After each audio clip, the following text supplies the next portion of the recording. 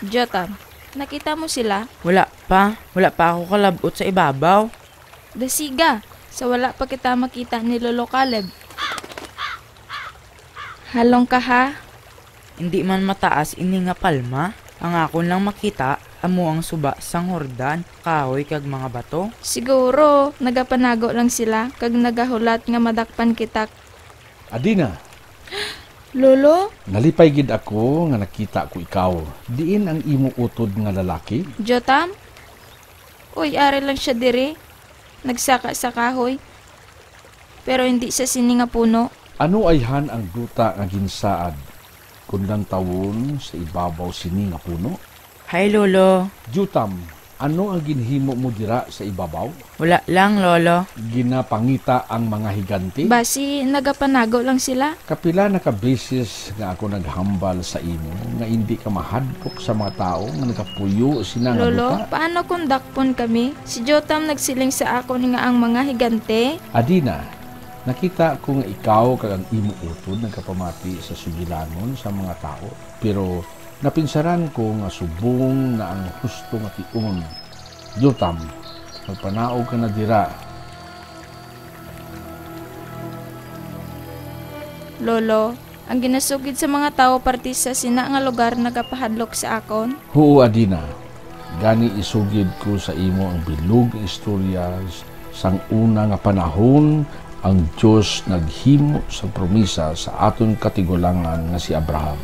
Nga himuon nga ang aton kaliwat nga isa ka bantog nga pungsod kag ihatag man niya ang duta sang Kanaan. Lolo, hindi ko mabaton nga bantog kita nga pungsod, tungod permi lang kita nagatalang-talang sa disyerto. Jotam, gusto ko mamati sang istorya. Karon nahibalaan nyo na si Abraham amay ni Isaac. Si Isaac ang amay ni Jacob. Si Jacob may 12 ka mga bata. Isa ka adlaw nag-abot ang tinugutom sa bugos ng kalibutan. Ano inang tigulutom? Inabala kun wala na sang makaon. Amugid ang tigulutom naglambot sa luta sang Kanaan. Si Jacob ug ang iyang mga kabataan nagkadto sa luta sang Ehipto kay may ara sang pagkaon didto. Bago naghalin si Jacob sa Kanaan, ang Diyos nagsaad sa iya nga mabalik sila tanan upod sa iya makaliwat sa ginpromisa nga lugar para sa ila. Sang umpisa, maayo ang tanan sa Ehipto. Ang pamilya ni Jacob nag-uswag tubtub nga nangin madamo sila. Apang sang ulihi ang hari sa Ehipto, naghimo sa amon nga mga ulipon. Ulipon? Huo, Amoy na nga wala kita sang kauglingon nga duta. pero ang Diyos wala malipat. Nagpadala siya sang leader na magahilway sa aton sa pagkaulipon. Siya amo si Moses. Husto ina Adina, paagi kay Moses, pinpakita sang Diyos ang iya gahum kay Paraon kag sa tanan nga mga Ituhanon. Ano ang mga milagro adto, Lolo? Madamo Adina, isugid ko sa imo ang isa sa mga milagro. Pila lang kaadlaw nga nakahalin kami sa Ehipto, nagbago ang pinsan ni Paraon. Gusto niya kami pabalikon, agud ng ulipon naman luwat. Nakibon kami sa tunga sang iya mga soldado kag sang dako nga pula nga dagat. Kagid hambalan dayon sang Dios si Moses nga ibayaw niya ang iya baston sa ibabaw sang dagat.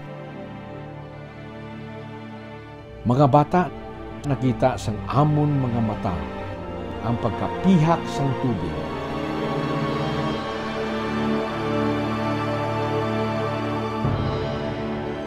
Ang Diyos nagbukas sang dalan kag naglakat kami pakadto sa tabok. Lolo, naglakat man ikaw sa tunga sang dagat? Huo, apang sang nakaabot kami sa tabok sang dagat, pagbalikid namon, si Paraon kag ang bugos nga ngaway nagasunod sa amon, kag dali lang nila kami maabot. Anong ginhimo ninyo, Lolo? Amo yadto ang tiungon nga ginhambal liwat sang Dios kay Moses nga ibayaw liwat ang iya baston sa ibabaw sang dagat. Gintuman ni Moses kag ang tubig nagtabon sa mga soldado nga Ehiptohanon. Tanan nga soldado sang Ehiptohanon, nagkalalumos. Huo Jotam, daw hindi kami makapati. Nagsinaot kami sa kalipay, kag nag-amba sang pagdayaw sa Dios.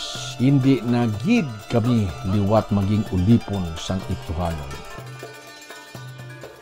Nanami anak ko sang istorya. Oo, kag umpisa pa lang ina. Ano abi kun isugid ko pagid sa inyo ang mga natabo pabalik sa kampo? Ang kabuhi sa kamingawan nangin mas mabudlay para sa amon tanan. Naubusan kami sang pagkaon, kag wala na kami sang mainom na tubig. Oh, kahaladlukan sang natabo. Amo gid pero nagpangayo kami sa Dios kag ginhatagan niya kami. Kag sa gilayon, ang mga mana nagkalahulog halin sa langit. Huo adina, ang Dios naghatag sang mana kag kada aga napuno ang amon kampo sining pinasahi nga pagkaon. Kag magkaon sa sining mga tinuig. Makatalaka man ina, adlaw-adlaw mana. Jutam, hindi ko gusto ang imo pagreklamo kung paano kami ginpakaon sang Dios. Pasayloha ako lolo. Pero, lolo, ano ang ginhimo nyo sang wala na kamusing tubig?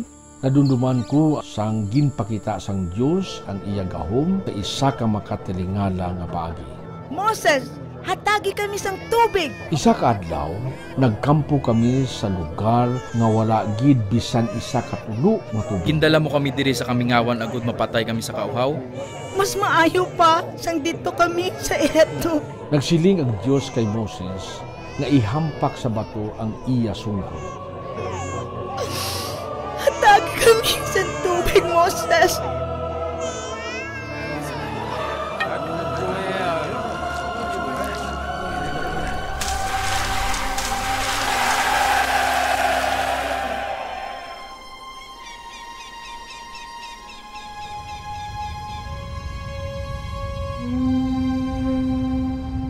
Tanawa kung daw ano katahom sang tabernakulo sa tunga sang katawhan sang Dios.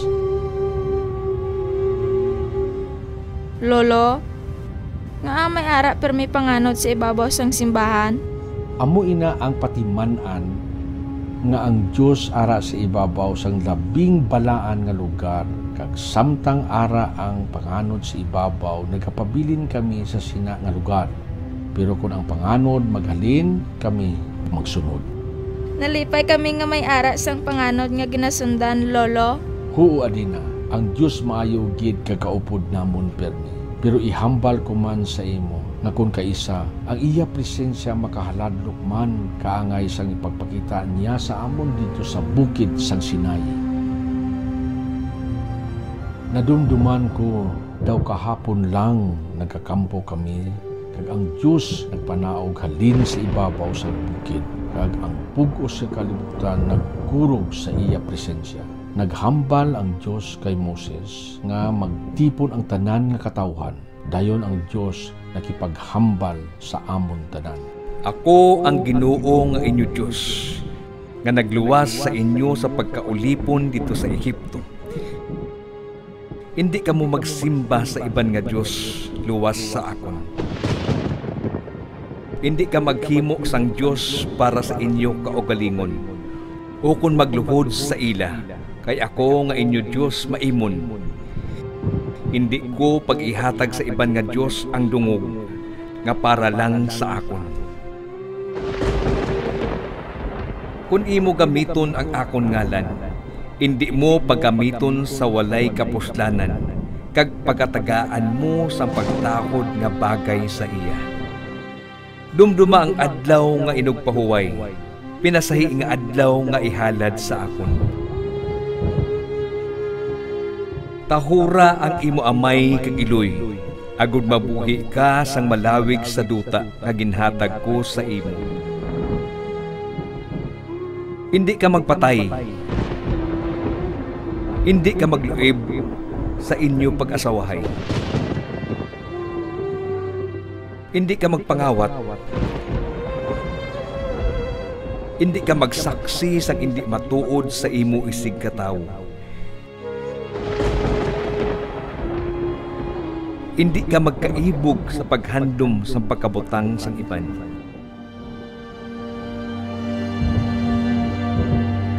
kamo ang akon katawhan nga akon ginpili para sa akon kaugalingon.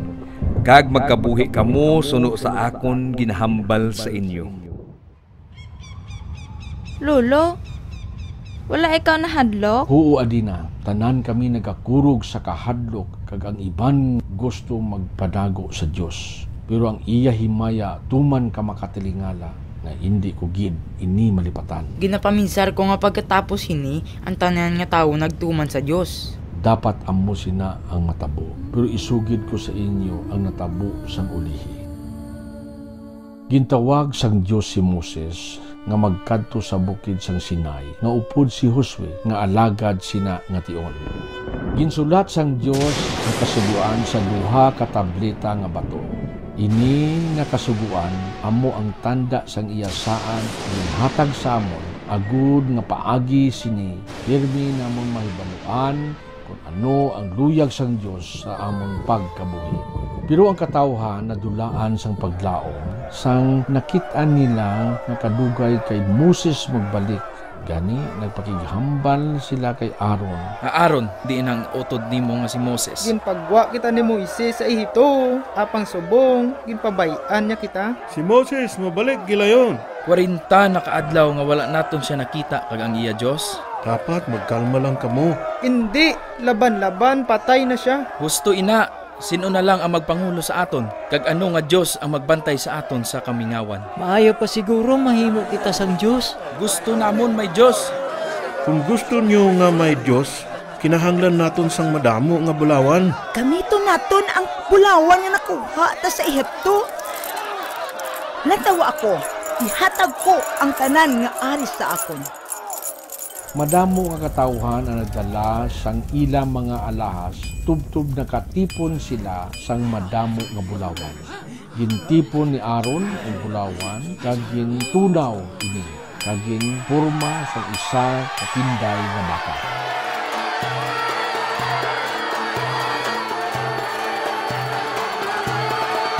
Dayon ang mga katawhan nagsimba sa bulawan nga tinday.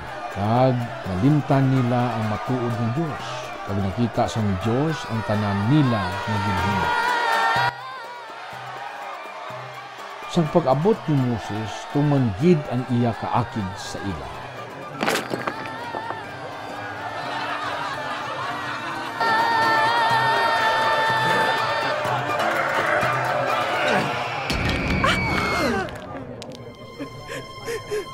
Paano nyo nahimo ini? Ang Diyos nagambalgid nga hindi maghimo sang Dios.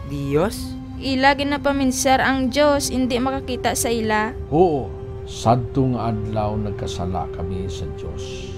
Ginsikway namon ang buhi nga Diyos kag ginbaylo sa imahin. Ginkaakig idi sang Diyos kag ginpadalhan niya kami sang silot kag madamo ang nagkalamatay. Apang ang pinakalain amo ang ginhambal sang Diyos kay Moses nga hindi na siya magkaupod sa amon sa duta nga ginsaad. Ahay, tama man sina kasubo. Matapos nga ginhimo sang Dios ang tanan. Oo, Adina, sang nabatian namon ina, naghibi kami tanan kag nasuban. Dayon nagpakitlooy si Moses, agud patawaron kami. Lolo, ano dayon ang ginhimo sang Diyos? Tungod sang iya kadako ang kaluoy, ginpatawad niya kami. Nagkuha siya sang bag-o nga tableta, kag ginsulat ang kasuguan para sa amon. Hay, nalipay ako. Sobra ang kalipay ang ginapatawad kita sang Diyos. Kag bisan nga pirmi namon siya ginpaslaw, maluluyon siya.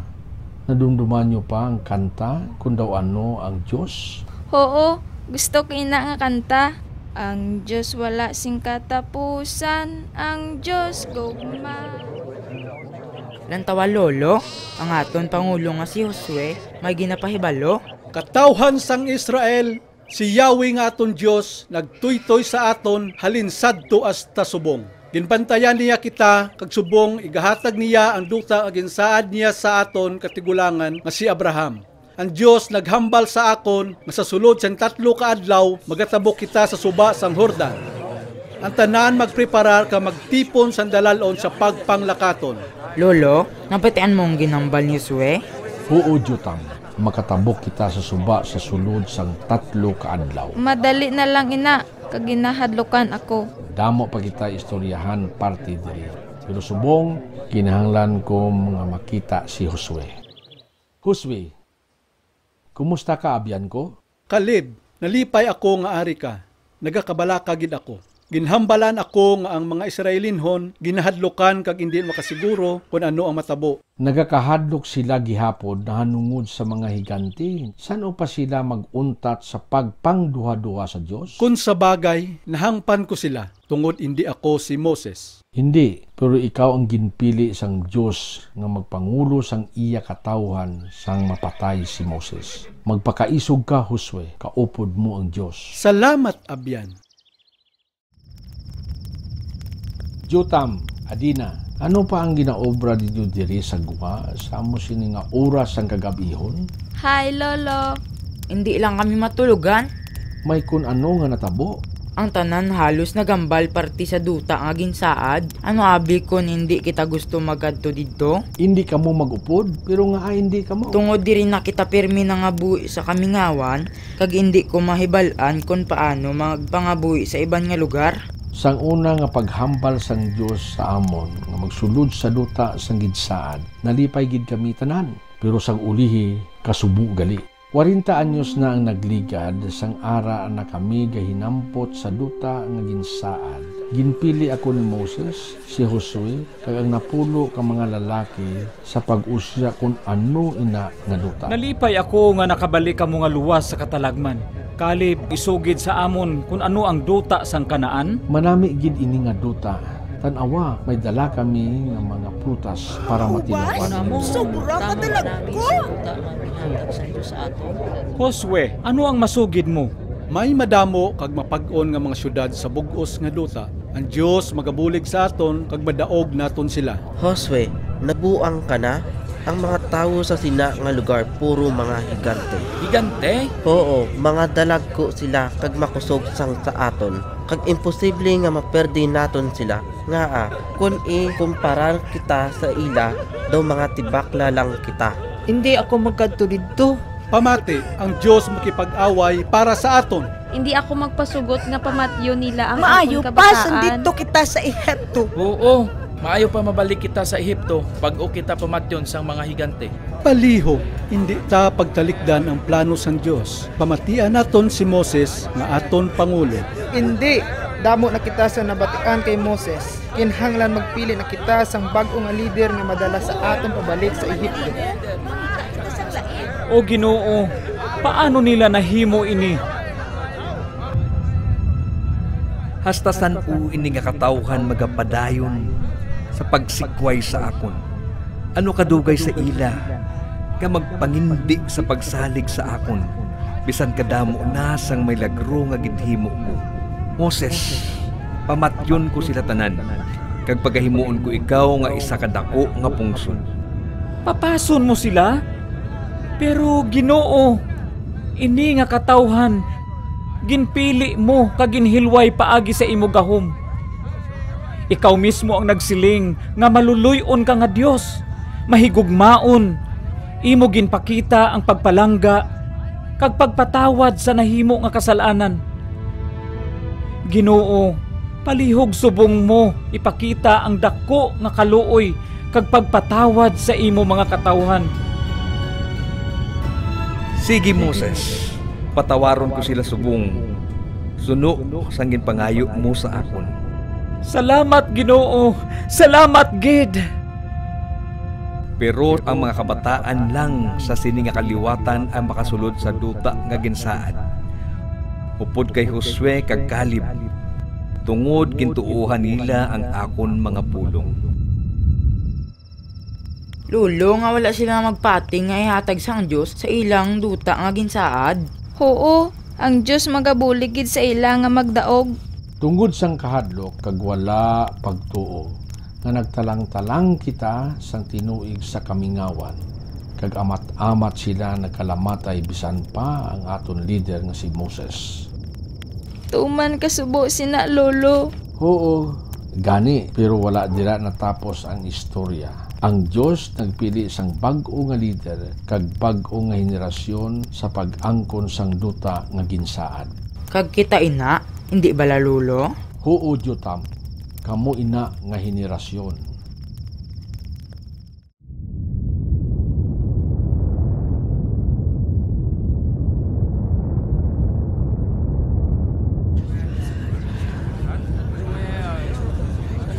Tanawa, Lolo. Ang presensya sang Diyos nagapaibabaw sa simbahan. Huo Adina, subong nga adlaw, magatabok kita sa suba, kag magasulod sa duta nga ginsaad. Magpamati ang tanan. Ang Dios naghambal sa akon nga subong nga adlaw ipakita niya ang iya kusog sa sini nga henerasyon. Kag saad siya nga ihatag niya ini nga duta. Kag tumanon niya ina. Subong nga adlaw nahibaluan ninyo nga ang buhi nga Dios kaupod gid naton. Ang arko sang pagpakigsaad magauna sa aton tanan. Amo ina perme. Kag sa liwat ang Dios ang Ginoo sang bugkos ng kalibutan magapakita sang iya nga gahom. Lantawa, Lolo, ang katawhan nagdala sang arko sang pakipagsaad, naguntat sa bibi sang suba na ano karon ang matabo. Lantawa lang, Adina.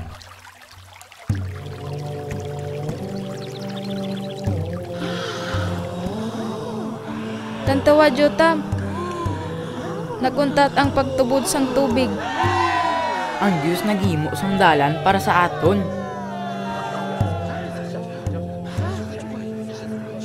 Katawhan sang Israel, masulod kita sa duta at insaad sang Diyos. Ang Diyos nga nag-upod kay Moses, subong man kay Josue. Siya ang Diyos nga nag-upod naton. Suno sa iya sa anitaman iya updan. Siya ang Diyos nga nag-upod naton. Mga kalalakinan, magpili kamo sang 12 kadalagko nga bato kag dalhon sa tabok sa suba. Sa palaaboton, kung ang inyo kabataan magpamangkot sang kahulugan sining 12 ka bato, sugirin ninyo sila nga si Yahweh ang aton Dios nagpamalasang suba kag nakita gid sang aton mga mata. Kasubong sang ginhimo niya sa pula nga dagat. Agod kita nga iya katawhan magsalig sa iya tubtob san-o. Jotam, daw hindi ako makapati nga ini tanan natabo gid. Nahibaluan ko, Adina, pero tanan ini natabo gid. Ikaw kag ako nakakita sang ginhimo sang Dios. Kag indi gid naton ini malipatan. Diyos nga walay katapusan, kag Diyos ang gugma. Ang Diyos nagaupod sa aton. Kung maglakat sa kamingawan o magtabok sa baha, siya ang Diyos nga kaupod naton. Ang Diyos nga nag-upod kay Moses, subong man kay Josue. Siya ang Diyos nga kaupod naton. Suno sa iya sa adlaman iya updan. Siya ang Diyos